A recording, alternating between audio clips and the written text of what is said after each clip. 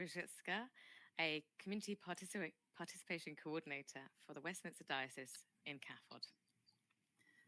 So many of you may have attended our webinars before, so big welcome, and a welcome to anybody who's new. Just some general housekeeping. You'll notice that your microphone and your camera are switched off, but that's okay because we want you to still really participate. If you have questions for our panelists, you'll be able to type them in the chat box that should be at the bottom of your screen. So do feel free to put your questions in there and we'll try and ask as many as we can throughout the webinar. If you have any technical problems, just check your camera settings and sound settings as well. But just drop us a note within the chat box. This evening, we're very pleased to be joined by Brother Paolo Vaschetto from the Salesians of St. John Bosco, a lecturer of history at the Salesian Pontifical University in Rome. Welcome. We are welcoming Christine Allen also, Director of CAFOD, as well as Nana Anto Aweko, CAFOD's African Catholic Diaspora Engagement Coordinator. Welcome.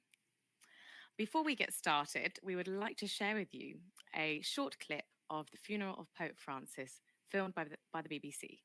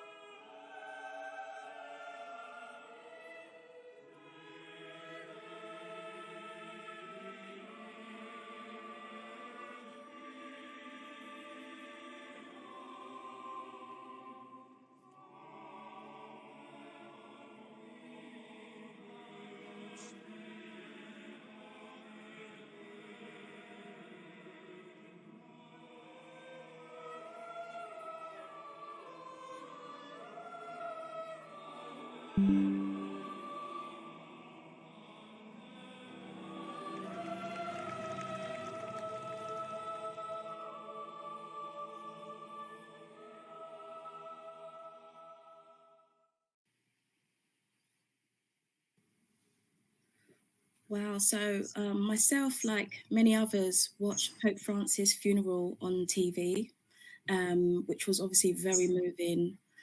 But Nana, you actually were able to attend the funeral in Rome. Could you tell us what was that like? It was such an emotional and historic time, wasn't it?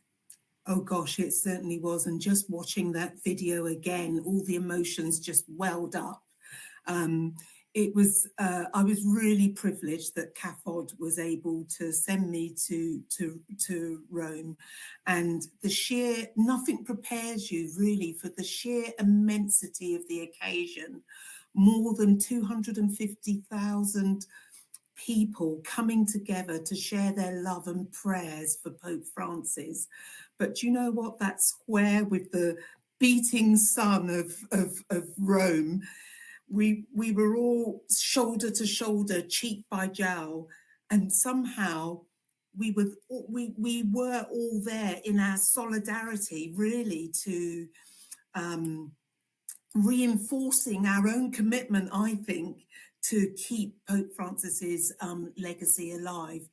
Yes, it was really emotional, but I should also say it was really joyful as well. People were there and they were proud to celebrate such a great life. And Brother Paolo, I know that you've had an opportunity to meet Pope Francis personally, especially when you were running a holiday camp in the Vatican for the children of the staff, I think you told us. Could you explain what was the experience like meeting Pope Francis? So good evening to everybody. Yes, apart that myself also I felt the same like Nana, being there last during the funeral, and it was really moving, a serene atmosphere, but also the feeling of a period of our history that has finished. We need to reorientate ourselves because now a new moment is coming, and his legacy is really great and not easy even to bear. And one of the things that also Pope Francis did was to start an holiday camp for the children of the people working at Vatican. Actually, there are more than 4,000 people working there, and many young couples have children. So during um, holidays, they have really difficulty in keeping scheduled time with the work and uh, having the security that the children are well kept. So he decided to give his all, Paul the Sixth all, that usually is used for for big audiences. He can hold around 7,000 people sitting comfortably. He gave for the month of June, July, and August for the children of the workers of the Vatican. And I was asked to carry on for the first 3 years of this experience. We actually started in 2020, a year that everybody remember very well. Then I did the edition 2021, 2022, and we had around 250 children, and with a group of animators, and this is the hall. Can you imagine? Obviously, I asked to remove chairs because it's very difficult to make children to run in this place. How many With chairs are in there? There are 6,500. Oh, wow. I That's asked to remove not all, but they work many days actually because they are well anchored to the floor. And so I hope they like to do it because it's for their children actually. So these workers were happy, thinking that look at the beauty of the place, the architecture, and not only this, we had also outside facilities in which we could also do other activities. This was indoor activities, and then we had places where they could play football, basketball, and tennis. Okay, these are the Vatican Gardens. We didn't carry them there. It's not advisable because they are so perfect. These these gardens and beautiful. But children, as a trip, as a outing, we were going to the gardens, but not really for games or other kind of activities. It was great. Pope Francis came to visit us twice. I had the chance to interview him in front of the children, asking them to interact with him. He was so friendly, like a grandfather talking to to his children. It was great. It feels like he has a real love for the young people to give this opportunity for them to have this holiday camp. Yeah. Yes, yes. Mm.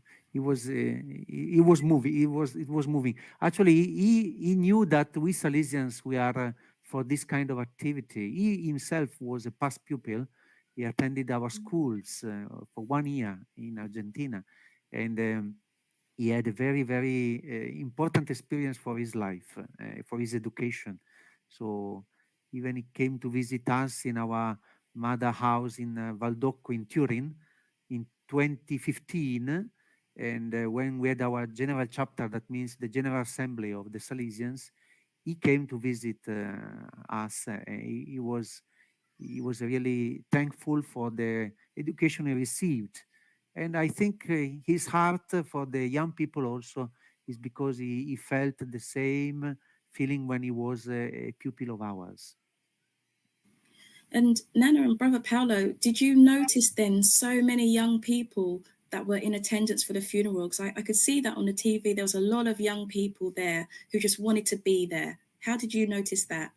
Oh gosh, I was just amazed at the number of young people there. It was just mind blowing, and they really came with their energy and their passion. They came with their placards saying thank you to Pope Francis. Um, I remembered as I was in the square, so this was on the Friday, not the Saturday, a TV crew were interviewing two young people. And when you heard what they were saying, you started to realize how Pope Francis resonated for them in their lives. These two, was a young man and a young woman, and they said, you know, Pope Francis stood up for the common people like us. He was humbled, and he showed us how to live our lives with humility. And then the young guy said, and like, I know he was an old man, but he knew how to connect with us. He knew how to speak to us. And because of that, that's why we're here. And then he ended with, and he loved football. So an all-round cool guy. What a great tribute. It was a really lovely tribute, just listening to, and the broadcaster thought, oh, we've chosen the right person just to sum up that. So I think for me, just seeing all those young people there in the square on the Friday and the Saturday, you know, it gives you a sense of hope that actually, you know, these young people are just going to literally carry Pope Francis's legacy forward. And you really felt that. You really felt that from the crowds, from those young people. And of course, Pope Francis was very used to working with young people. He'd done World Youth Day a few times, and obviously CAFOD's education team had been youth leadership programs had been working on that, and he always had that special affinity, I think, for young people, and would always have very strong and powerful messages for young people, especially at World Youth Day. And he got a lot of inspiration out of it too. I think it must be very humbling, but also must fill you with great pride to see, you know, young people and a real living church of not just today but for tomorrow. Yes, absolutely, yeah. Even I was a bit, let me say, surprised by that placard that was shown before, that he was saying, the word you have loved is here to say to you, thank you. And this connects to what you have said. He loved the young people. He loved the word of peace, of joy, of serenity. And this word came back to tell him, thank you, because of your way to approach to young people, to poor people, to people in need, to the neglected of the society. And these ones were the one who welcomed him at St. Mary Major, that is the place where he is buried. And this committee of 40 neglected from the world were there to tell him thank you, because he loved the last of the world, and they acknowledge. And finally, they gave him this tribute. Absolutely, Brother Paolo, absolutely. I think this is very true. Pope Francis really placed the poor and the marginalized at the center of his papacy. And I wonder if, Christine Allen, that if you can speak into how Pope Francis' papacy, how it shaped CAFOD's development and the work that we do. Well, of course, CAFOD's built on Catholic social teaching and that imperative of the gospel to feed the hungry and care for your neighbour. So it wasn't new, but of course, Pope Francis, I think, just was a constant reminder. He was a motivator. He was an inspirer. And, you know, in that very strong tradition of church leadership, he gave a very special set of gifts, I think, to the church. One, obviously, is his writing, and things like Laudato Si and Fratelli Tutti have been incredibly important for CAFOD over the years in terms of posing a challenge to us as to how we do our work, listening and hearing the cry of the poor and hearing and responding to the cry of the earth too. And we'll probably talk about that a bit more. But another part of Pope Francis's legacy, I think, was the nature of who he was, and that, you know, these pictures that are coming up really sum him up. And it was the way he was. It wasn't, you know, he talked about culture of encounter in both Laudato Si and Fratelli Tutti, but he lived that out. And his humility and his love and mercy are real hallmarks of his papacy. And I think that's what CAFOD tries to do in terms of the way in which we work with and empower and give the voice and agency of people themselves in communities. This is no longer, if it ever was for CAFOD, but it's no longer a situation where people in the rich north are determining a life for the rest of the world. So I think that's a really powerful thing. I remember meeting Pope Francis at one of the Global Caritas General Assembly meetings. And he came and he addressed us and he said, I know that you're doing brilliant development work and you are helping people and you're supporting people, and that's fantastic, he said, but don't ever think that you're just an NGO. You are the church. You are bringing the love of God to people. You are showing that love of God. And he reminded us that there's a depth to our work. You know, we are, I mean, it's difficult sometimes to put into words, but there's something very, very special about being a faith-based organization, about being an organization rooted in faith and that belief. And I think I'm witnessing to our faith, and for me, that's what, you know, CAFOD is all about. We're not a gender organization, we're not a water organization, we're not a food organization. We're an expression of the witness. We're an expression of and a witness to the solidarity, kindness, and compassion of the Christian and the Catholic community. And that's what we never, ever should forget. Yeah, I'm just going to jump in, and that Christine mentioned that Pope he put on the map that culture of an encounter, and the work that I do with the African diaspora community. Obviously, in his passing, my WhatsApp just pinged, but everyone offering prayers, saying prayers. But you know, the Pope visited places like, and Christine, I know you visited these places as well, the Democratic Republic of the Congo and South Sudan and Kenya. And he visited countries on the African continent when really the West had just become a bit weary about the plight of Africa generally.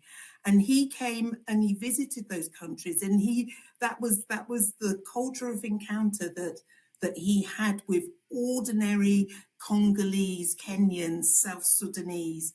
But it was also, as Christine was saying, we must not forget the least among us. So it really kind of pushed some of the concerns of Africa back up onto the global agenda.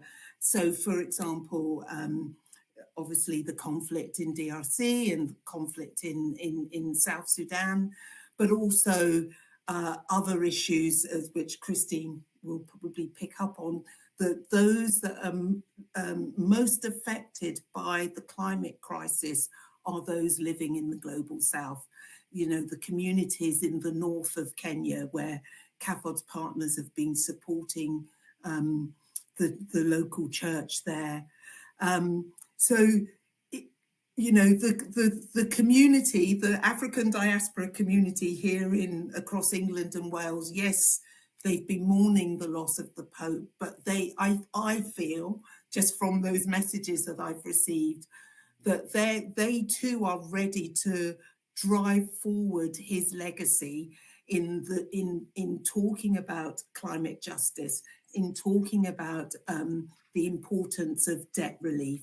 So that culture of encounter, he didn't just say those words, he actually went and lived those words as well. Mm. And to Brother Paolo, just how do you feel that Pope Francis has left his legacy for the Catholic Church? This is a big question. I was still a bit reflecting on what I remember. I have just listened, And just to connect, his attention to the global issues of the world. So it will be always in our mind that picture in which he bent down in front of the two South Sudanese leaders, asking them to forgive each other. This is something that is such a powerful symbolic picture, gesture, because this gesture that, let me say, embarrassed everybody, but had such a powerful symbolic message that nobody will ever forget.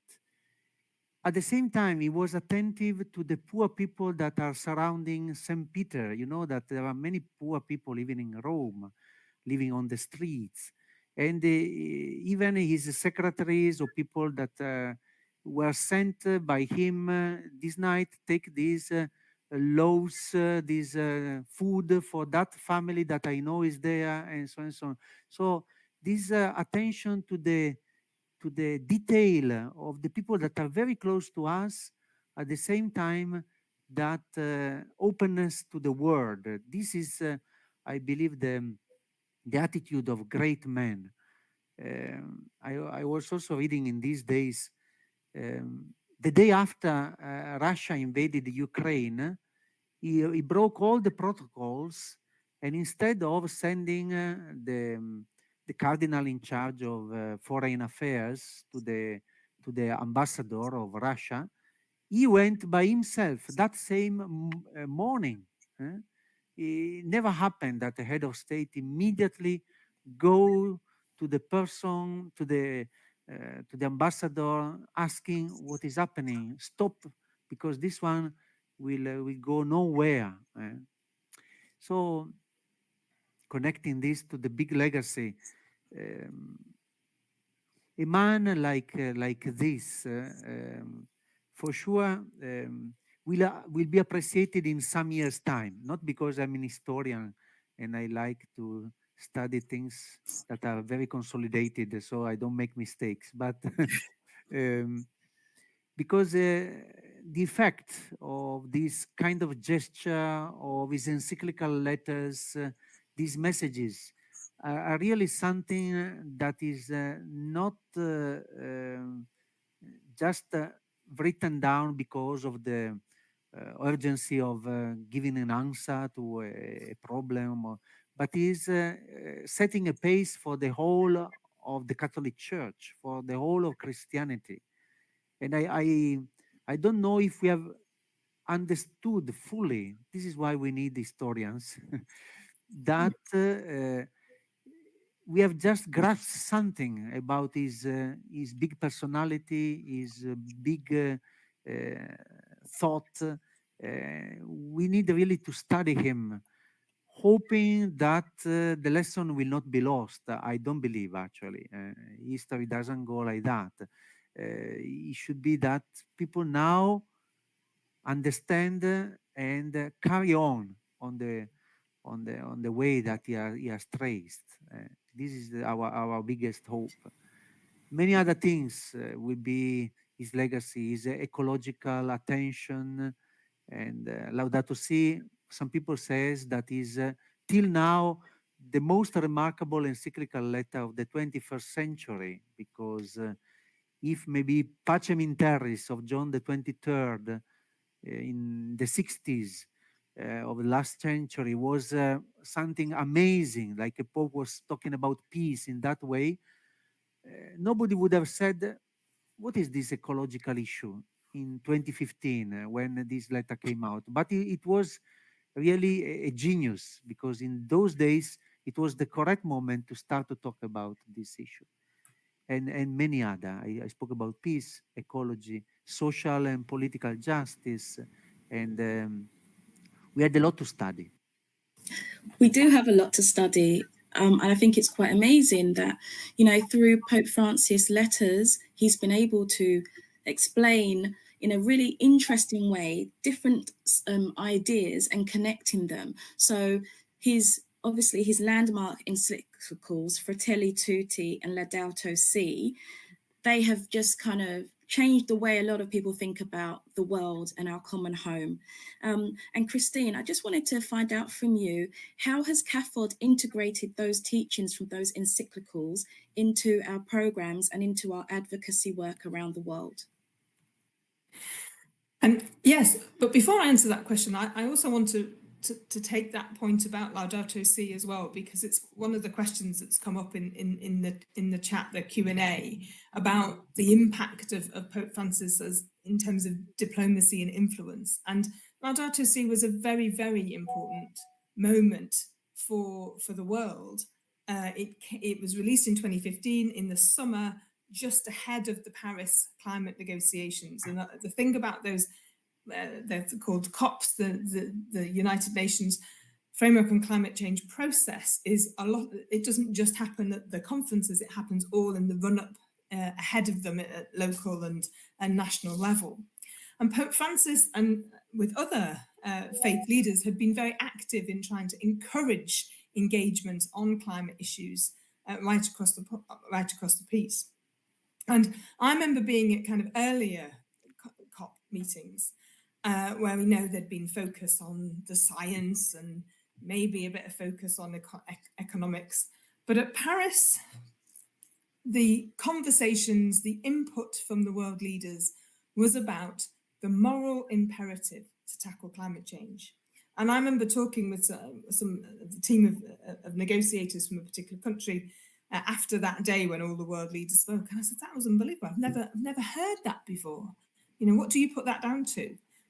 And the lead negotiator from this particular country said, I put it down to Pope Francis. I put it down to this shift that Laudato Si has developed, because it's the most well-read piece of Catholic social teaching ever, you know, and it was a letter to the world. It wasn't just a letter to the church, it was a letter to the world. And the world, you know, did sit up and listen to it, partly because there was a lot of work that went into not just the letter, but also kind of making sure it was read and how we all kind of picked it up.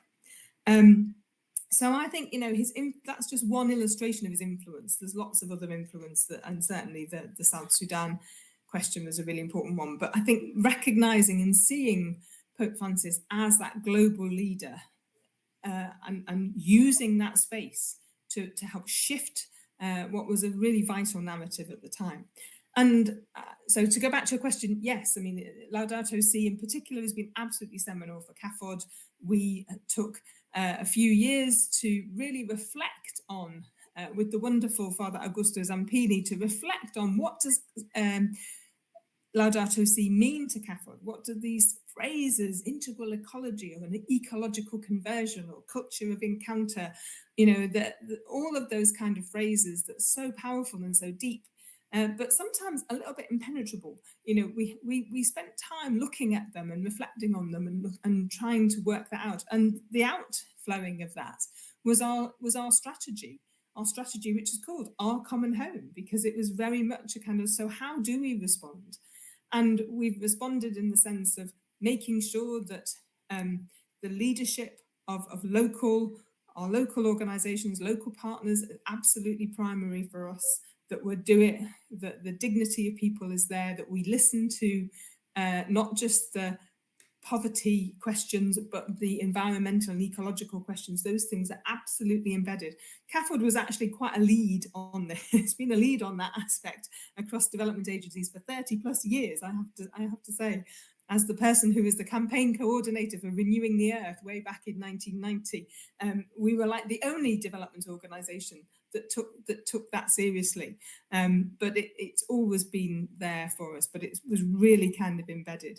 So right the way through, and as you talked about as well, with the culture of encounter and the way in which we seek to work, I think for me, one of the really powerful things about CAFOD's programming work is that there's a humility to CAFOD.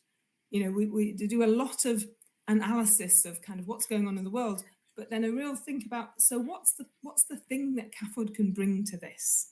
You know, we never think we're going to solve everything. but knowing what we can do and what's our special contribution, and to do that well. And of course, the need is massive and great, but I think that's that prayer for Oscar Romero says, well, we can't do everything, but we do something, and we do it very well. I think that does kind of really sum up, what CAFOD does and what we can all do as a global community. We do something and we do it really well. We know we can't do everything, but what we can do, we just do really well. And I think it's also springs from a testament about Pope Francis, as one of the questions, which is also a comment from Anne, basically saying that, he used to go out to around Rome on the buses, meeting people kind of undercover. He wasn't, arrogant or anything. There wasn't no pomposity, no airs or graces. He was just a regular human being going out and about. So he was a very special person. Thank you, Anne, for that comment. And Teresa also said that Pope Francis met people. He would focus on that one person when he greeted them. So I wonder if that's an experience that you found as well for those of you who've met him, Christine and Brother Paolo.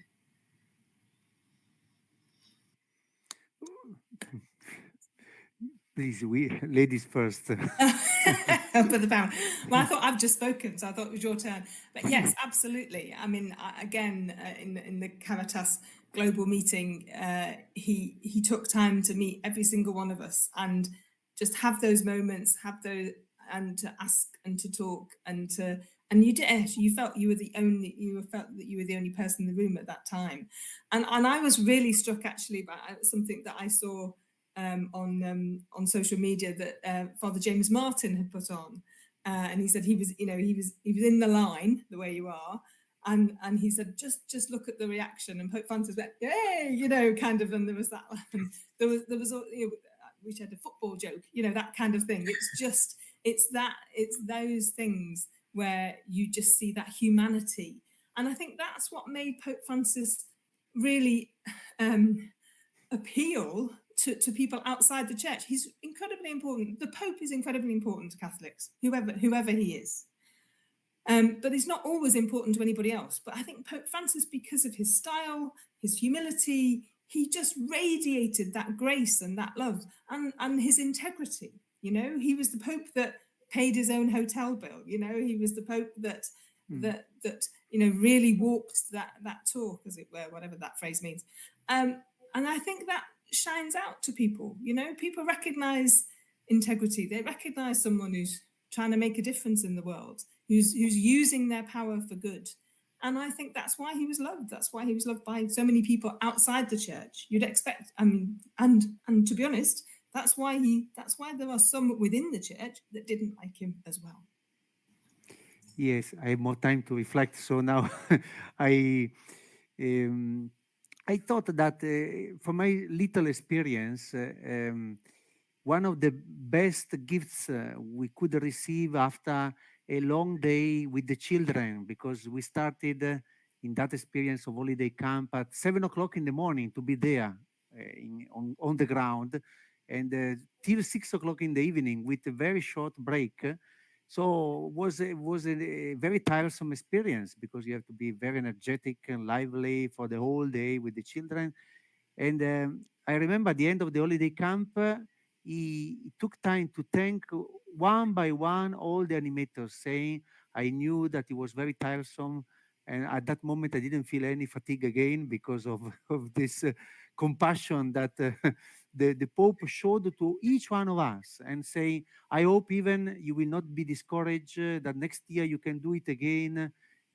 Because I was at a certain point after the second year, I was saying, no, maybe it's time to give chance to other people to do this, because I'm not so young to run after the children with such an energy. And he said, no, don't worry. If I ask you, you will obey.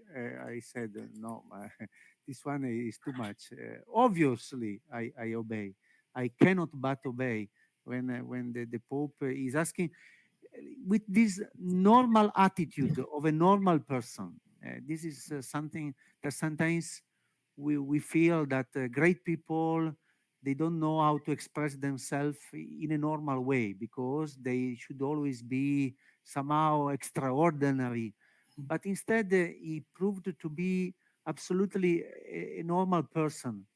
When in the morning he used to wake up very early, you know that he was staying in that Santa Marta house that is like somehow an hotel, and he used to occupy just a room and an office.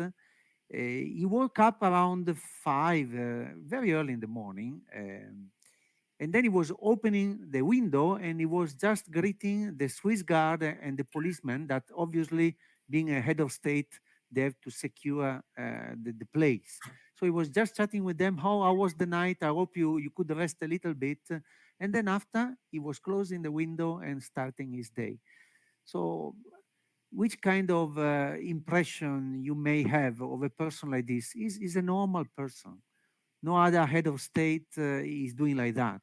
Also, I think showing appreciation for this closeness and attention and care that people have for them. I hope they do, but at least I know that he was a person doing it, and for me, he is a remarkable example. Absolutely a remarkable example of how we can all be with each other and how we can relate to each other.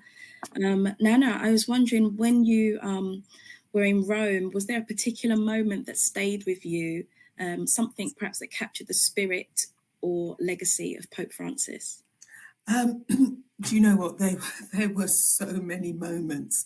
So I had to just think through, some of them. Some of them might seem just a little bit, but when you're in it, they are so powerful. So for me, I just remembered the prayers being said and the praises being sung in all the different languages when we were in the square. The reciting of the rosary on the Saturday before the start of the Mass. I've never experienced anything like that. 250,000 plus people all saying the rosary at the same time. I don't know, I felt like an angel. I just I felt lifted. And when the Mass was about to start, there was this complete hush. And all you heard was the security helicopter above. And again, you're thinking, how did all these people fall silent all at the right moment? It was amazing when, my Italian, sorry, Brother Paolo, is not brilliant, but I understood when the reference to Pope Francis's Laudato Si and dignity for refugees was mentioned. And there was this rousing applause in the square. Everyone just started clapping and cheering. And you couldn't help but just feel completely emotional because people just got him, as we were just saying earlier. People just got him. And as Christine was saying, he resonated outside of the church. And I think that is the most powerful thing ever, that our Catholic Pope resonated with people who may have left church or never did church, don't know anything about the Catholic faith, but he talked about the issues that they cared about. They cared about, their communities cared about. And so that ability to resonate beyond your sphere is what is so amazing. And I'm sure in that square there would have been many people that weren't Catholic or did church, but they were there because they just believed in Pope Francis's work, and want to be a witness to it, and then take it forward and drive it, keep that legacy alive. Yeah, I was just wondering, like, Beata, have you noticed on social media that so many people were talking about Pope Francis? As Nana was saying, even people who are not Catholic people have been saying what a wonderful man he was, and everything he did has reached so many people. I don't know if you've noticed that too. Absolutely. Loads of my friends were asking me questions. What do you think about Pope Francis? What's the most favorite thing that you like about him? What do you think he's going to leave with you as a Catholic? So I think it's really engaged the whole global community. And as you were saying, Nana, this legacy, it isn't just for Catholics. I think it's for the whole world. And there was a question in the chat. Where is it? Someone was saying, what legacy do you think Pope Francis will leave, not just to the Catholics, but to the wider global family that we have? I don't know who would like to answer that. Nana, I don't know. You were speaking a little bit about it. Would you like to just continue in the vein that you were? Well, I'll start, and maybe Christine can pick up a bit. I think Christine's actually already touched on it. I think this idea of climate justice and understanding it more clearly, not as this huge thing out there, what can little old me do over here in Lewisham? It was more that he was saying everything that you do in your life, you can be a part of the solution. So for me, I think that is what has resonated beyond, if you like, those that, we understand Laudato Si, we're Catholic. CAFOD has helped us understand it and break it down. But for those that don't have that inside track, I think just the fact that, as Christine has already talked about, 2015 in Paris, that he has offered such a great gift for the world, and everyone understands that concept of taking care of the environment. Now, if that means just going out into your back garden and doing your gardening and growing some tomatoes, which is what I'm trying to do at the moment, or if that means going up to your local park and doing a litter pick or planting some seedling trees, he basically said it's tiny little steps. You don't have to be a big global leader to sort this problem. You can do it yourself, just these tiny little steps that you can take. And I think that is what has really, really resonated since Laudato Si came out for those that are, if you like, non-Catholic. Christy. Absolutely, Nana, and I'm reminded as well that sort of during my time both at CAFOD and in previous work, being on demonstrations and protest marches and stuff around climate justice, you would see you would see people with like CAFOD posters or Christian Aid posters. You'd see the faith community and obviously other faiths as well, all faiths coming together on climate justice. And quite a few people have said to me, gosh, you're so lucky to have had Laudato Si. You've got that kind of like clear teaching. You've got that. It's there for you. It makes it so much easier. It's not, and it's true. When I speak to politicians, I refer back to, I talk about Catholic social teaching often, and it's like, I'm not just doing this because I've got some sort of ideological position. I'm not taking a political position. It's rooted in scripture. It's Catholic social teaching is helping us to understand what is it that God wants us to be in our complex world today. And I think Pope Francis really got to the nub of that. In his writings, Catholic social teaching can be a little bit impenetrable, but a lot of his writings were especially Laudato Si and Fratelli Tutti, used language that people could get, as well as some of the more difficult language. He did talk about, he talked about sourpusses in Evangelii Gaudium, in the Joy of the Gospel. He talked about piles of rubbish, in Laudato Si. So he could also speak to a popular language, but it was also the way in which he spoke about things. He talked about things with humility. He showed, particularly in terms of his care and his concern about refugees and migrants, he talked with real power about how we should be building bridges, not building walls. He was critical of politicians. He absolutely spoke truth to power in that way. And and Brother Paolo's talked about that immensely powerful experience of kissing the feet of the two South Sudanese leaders, Riek and Machar, that broke a deadlock. It's always been very challenging. So I think that that legacy of playing the role of a global leader, of being a kind of world statesman, but in such a different way. I was so struck.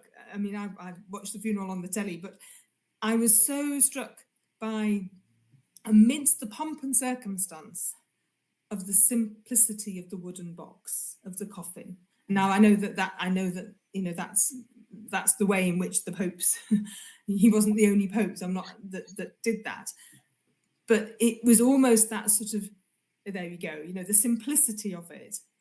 It just that's kind of what God reminds us of all the time. It's like, here you go. You're not as important as you think you are. Mm. You're a servant. And there was just something so moving for me about that he was able to embody throughout his life, and it was there embodied in his death too. I read something when the news was released of his passing. You go online and you start to read articles, and I think it was a American journalist. It was a New York Times article, and the journalist had this really fantastic description. He wrote that whether you listened or not, Pope Francis's words became tinnitus in your ears. So they just stayed there and lingered there until you got it. And I just thought, what a fantastic phrase, tinnitus in your ears. So yeah, exactly, Christy. Amazing. There's some lovely comments in the chat as well about the fact that he was, he was really proud of the simple actions. So people talk about having our compost bin and all, and that was very important in Laudato Si. He talked about no simple action. No action is ever too small, and that sense of our contribution, no matter in a world of cynicism and despair. He called on us to remind ourselves of the hope that we bring, and the way in which we embody hope through our small actions. Let's not forget. I mean, we're still in the Easter period. Good Friday is a symbol in so many ways of, obviously, it's suffering, but according to the rules of his time, Jesus failed miserably. He didn't bring about the revolution that his followers wanted. He kind of offered himself up to be killed. They would have thought, well, what the hell is this guy doing? We failed miserably. And in that failure came the biggest success, if you can use those terms, failure and success. That's just the point. The human way is not God's way, and we're constantly challenged to be like God, to be like Christ, and to be countercultural, and especially in a world where we're filled with this, be more, have more, get more, be more successful, be mean, don't live out your promises, just be nasty to people, and our gospel says no, don't do that. It's about love, and that's what Francis came back to all the time: building bridges, reaching out, being as love to one another. Yeah, I was just going to add to that, Christine, because you used the word hope, and that looms large for me, because the whole weekend was truly emotional, but what you had in the square were actually people of hope, because you just knew that people were there to, as I said before, witness, but when we left, there wasn't this sense of, that's done. I think everyone left on this high of hope and driving forward his legacy. And the world today at the moment is in deep crisis. And I've been probably over worrying about everything. And then Pope Francis has just reminded me and many others, don't worry, we've still got hope. Hope is what we live for. Hope is what we live on, is our food and drink, our food and water. So yes, you know, it is a legacy of hope. That's what he's left us. I'm going to let Brother Paolo speak in a minute, but we are in the Jubilee year, and he's called on us to be pilgrims of hope, and you know, and the Jubilee year is not Francis's year, you know, it's the Church's year, and that is the big unfinished business of this year. And you're absolutely right; it's to be pilgrims of hope. And if ever there was an example of that, is what we're going through at the moment in terms of mourning and grieving and wanting to say goodbye, but also reminding ourselves of living out that message, living out that hope as we've been shepherded to do. Yes. Yes, actually, I was just saying this, that his legacy is really this year of the Jubilee of hope. Even it's not by chance that the title of his autobiography is Hope, but it's like it's an imperative, hope, the verb. This is what I understood from the Italian title, spera. It's not speranza that is the noun, but is an imperative, hope. I don't know, with this exclamation mark. Yes. Because when a person on Holy Thursday, like he was, he went to the prison, Regina Coeli, that is close to the Vatican, and he was welcome in an amazing way. The prisoners felt that something unbelievable was happening.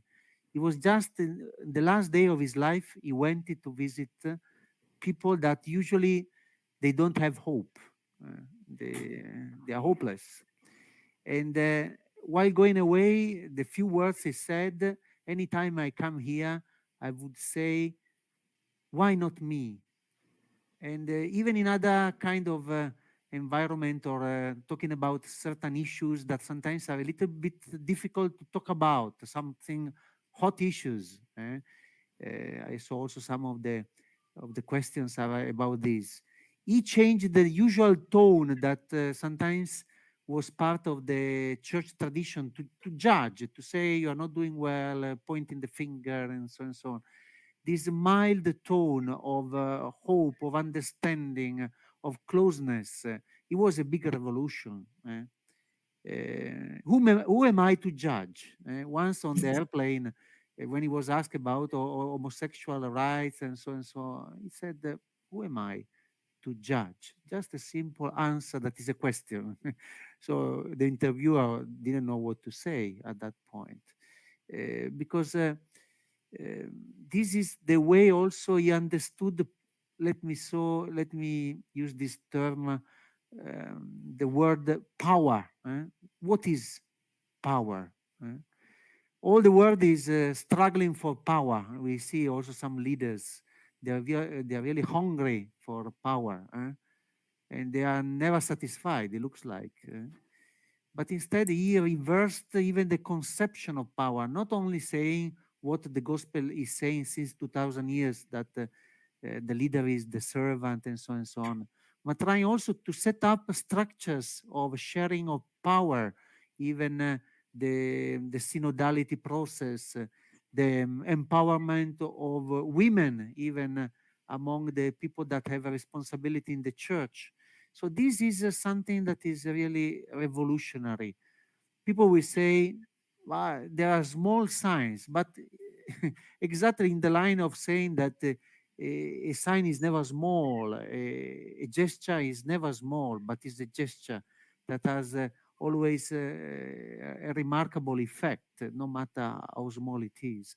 So this is what we have to continue on his line, understanding very, very well what we have to carry on, and also trying to see with the people that now will be asked to take his seat, to help them, to encourage them, not to immediately criticize them if they are not according to what we feel is good, but allowing them to express themselves, to set a pace.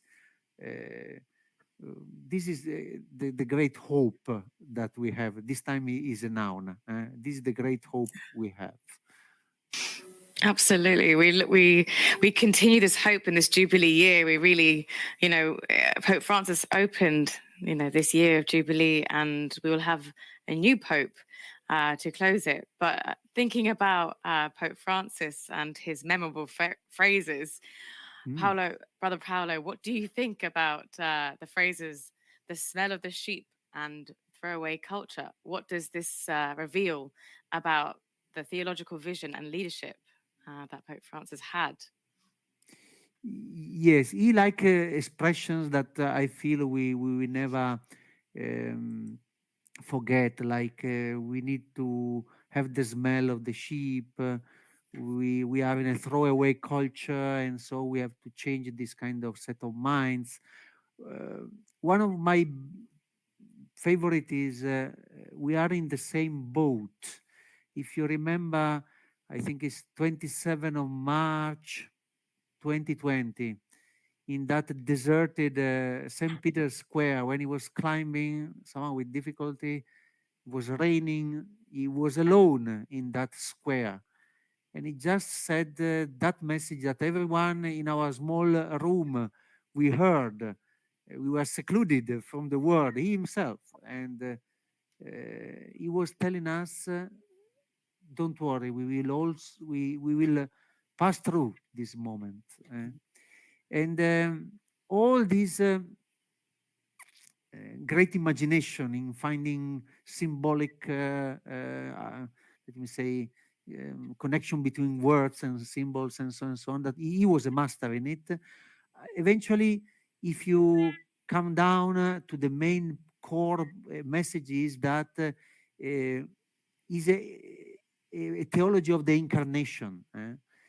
God is not words, is not ideas, but God is among us. God came in our world. The mystery of incarnation is the most unbelievable mystery, that God wanted out of love to come among us and to take part in our lives and to understand us very, very well, sharing also our sorrows, our difficulties, and our joys also. This is the way we have to understand his sometimes cleverness in surprising us. He was a man of surprise. On Sunday, Easter Sunday, everybody was surprised and even wondering, he is not really looking well. How is possible that he came out of his room? He died actually the day after. The day after. But he wanted to be for the last few hours of his existence among his people. So this is a very powerful message. I don't think of myself, I'm not feeling fine, I'm a bit selfish, I want to spare a little bit my energy. Yeah. Never. It looks like till the last drop of his sweat, of his blood, he uses for other people. This is amazing. If we reflect deeply on this, I feel it is more than enough. It's more than a theology book. It's just a message that goes to everybody. Even people that are illiterate understand this, because the language of love, of care, has no need of further education. It's just enough that you have human feeling. You will perceive it fully and very, very well. So yeah, and we just following on from that, we have a question from Sandra actually talking about then, do we even have any grasp of Pope Francis' diplomacy and his influence on the many sensitive situations in today's world. I wonder if, Christine, would you like to start with that? Well, I think we've referenced some of it already in terms of obviously things like climate negotiations, but in terms of peace negotiations, I think whether or not we've got a full grasp of it, we probably will never know, because one of the ways in which the Vatican operates is very much behind closed doors. You know, there is a sense in which Pope Francis has done some things very publicly, but there's been an awful lot more that's been done very privately.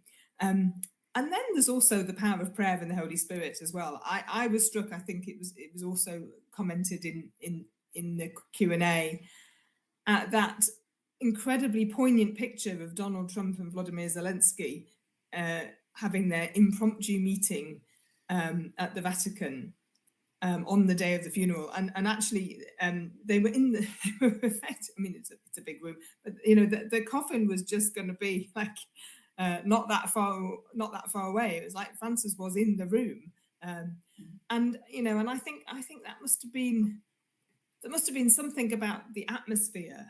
There must have been something about that, the sort of coming. Just, yeah, I can only think that the Holy Spirit was absolutely at work in that moment, and that maybe, yes, there it is. The famous picture. You know, and it's so different to the other picture from, was it February in the Oval Office with all the bling and all the gold and all of the, you know, and that aggression and that kind of machismo. Here it is, two people just, you know, sitting there on chairs, clearly having an encounter. There's no posturing there. There's no, you know, there's no, I'm trying to think of a polite way of talking about it, but, you know, there's no kind of one-upmanship. There's none of that stuff that we saw in that Oval Office time. It's just that moment of encounter. And so I think there's something huge there about those moments. Again, very similar to that incredible moment where he kissed the feet of Riek Machar in South Sudan. You know, so there's lots of it. So I don't think we'll ever really grasp, in answer to that question, I don't think we'll ever really grasp, but we just thank God for it.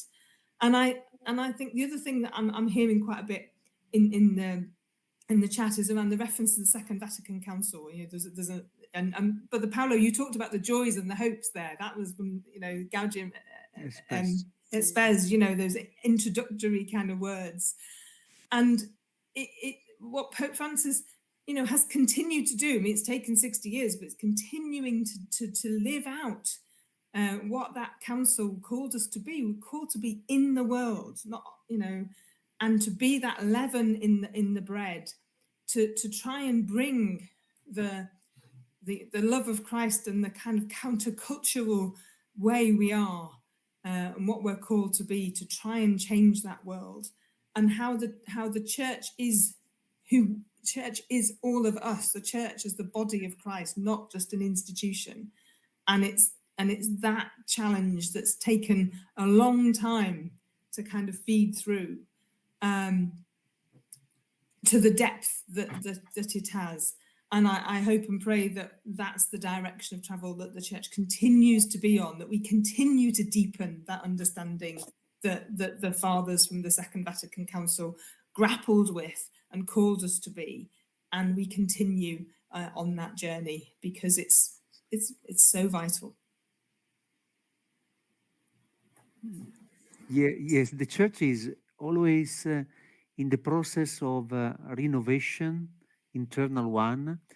The motto of the Second Vatican Council was it was even in Italian, and I think it was translated in different languages, but aggiornamento was the Italian word that means update, more or less. It was really something that was a remarkable effort out of the Catholic Church, but it has not finished. This continuous attention to the signs of the times is really part of the Catholic Church since then, even before, let me say. But it has been really stated that the Church has to understand the people of nowadays. They have to Mm. talk to the people of today, even without thinking that we have to feeling that previous days, those days, some people used to say, were better. Maybe people were more fond of religion, they were praying more, and so on and so on. There is this nostalgic feeling that in the past it was better. Now the young people of today, they they they are not feeling again what we felt when we were young. But as Nana was saying, in St. Peter's Square, we were surrounded by children, and I was amazed. Even I was also with them the day before in the long queue to pay the last visit to Pope Francis. There were so many young people. I was wondering, do they know what they are going to do? They are going to see a dead body in a coffin. And instead, the people were really understanding very well that they were saying bye bye to a person that has touched the lives of so many people and even of them. He has talked to them with the language of the young people. The same thing that John Paul II was doing with the young people, with Benedict XVI during the World Youth Day. This kind of strong bond that Mm. naturally comes between the Pope and young people. And so let us not be nostalgic about those days, maybe with a traditional way of thinking and so on. So no, let us be somehow understanding the times we are living, giving our clear message, not really sometimes compromising it. At the same time, with the mercy, compassion that was so typical of Pope Francis. It's not a double standard. This is the real Christian way of doing things. To have very big horizons, big ideals, at the same time understanding the fatigue of daily life, the fatigue of implementing those big ideals. And this kind of way of working together, I like also this picture so much, is the real Christian way of accompaniment that we have to to do with young people, with people that are in need or any kind of need. I think it's much in the spirit of your organization also, and this one is something that you feel much part of you. I have this feeling. So go on, keep on. Thank you, Brother Paolo. I have a question from Lee Paris, which says, should we fear that the coming of a new pope will see the Roman Catholic Church have difficulty with, with Pope Francis's legacy and its impact on so many people worldwide? I want to hope that his time with us will be like Saint Francis of Assisi, still influencing how we better understand our need to care for creation and our common home. So, do you think that upcoming there will be difficulty in taking on this the legacy that Pope Francis has left, or do you think the Church will strive forward with this legacy? I'm the last person that can answer this question because I usually look at the past and not at the future. I would be very curious to know the name of the new pope, because if it will be Francis II, everybody will immediately ring out, we understand. If it will be Benedict the 17th, also we will know very well. John Paul III, we know, we want to follow up. Maybe also being myself, I would support Paul VII very much.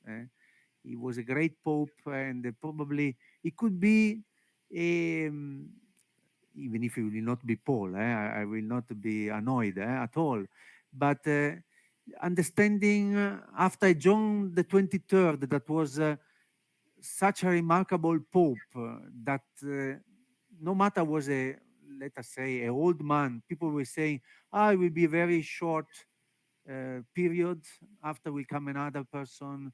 This is why we chose him, an old one. He will not make big reforms. Instead, exactly, I don't know if in English is correct, exactly the opposite. Yes, the Vatican Um, Council. yeah, Vatican Council and such a renewal for the whole church. So let me say, we had another John the 23rd, another prophet. And maybe we need another Paul the sixth that will understand with different, they are completely different people, but they work on the same line, carrying big talents of diplomacy, of intelligence, of deep depth of thought, and so on, that made the people to understand better what they experienced with the previous Pope. This is what I am somehow hoping, that it will be more than a prophet, a person that will build on the prophecy. So a humble worker in the vineyard of God, a very humble one that knows that the Catholic Church as his own, as he's saying in this word. Is not some people say, but who is listening to what the Catholic Church is saying? We don't bother if you are not listening. We say our own message. We don't relent. We are not discouraged. We are not here to be popular. We are here to say the truth. That is much more different and challenging and important to do. So really, I felt just to share this with you in simplicity. Hopefully, our prayer, this is something I have to say, will help in the discernment process. Because the task of the cardinals looks like is quite difficult, because they have to have this kind of clear mind to understand and now what to do. Is normal. It happened in any time we have lost a pope, that there is a bit of, I said it even before, confusion, somehow confusion. But probably is in this kind of environment that big things can happen. I even think that when Pentecost Day came out, 50 days after resurrection, it was a time of confusion. They were seeing Jesus and here and there and here and there. So it was confusing.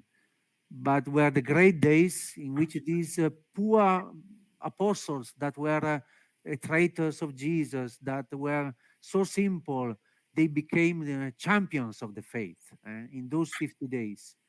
And the Holy Spirit came, and since then he has not stopped to inspire us. And this is what we have to believe. So we have a task now, all of us. I think you can also give this kind of assignment to all the people that are listening to us, or you can reach that this is the time of discernment, of prayer, of reflection. Thank you, And Brother Paolo. That is, we are running out of time, and these are really sorry. fantastic notes to leave on. I really want to just read out a couple of comments in the chat, and one is from John Allinson. A comment: I don't think our cameras are on, but I can assure you, all 5 speakers, that I suspect I am not the only one who has been smiling and nodding agreement throughout this presentation. Siamo davvero fratelli tutti. One for Brother Paul. And sorry, my Italian probably was not very good there, but I No, tried. no, I understood. And another one from Peter Okei. Pope Francis has taught us that the Master is the greatest servant. Let us keep his legacy alive in our spiritual enlightenment and journey. So thank you both. And I think that's all the comments we have time for right now. Yes, thank you everybody for all of your questions, all of your comments and memories. We really loved reading them. A special thank you to our guest panel for this evening. So Brother Paolo, Nana, Christine, thank you so much for joining us. And thank you everybody for tuning in to celebrate, to remember the legacy of Pope Francis. He's touched all of our lives, all of our hearts all around the world. We know that Pope Francis also called for debt cancellation in a Jubilee year. He said it's more than a question of generosity. This is a matter of justice.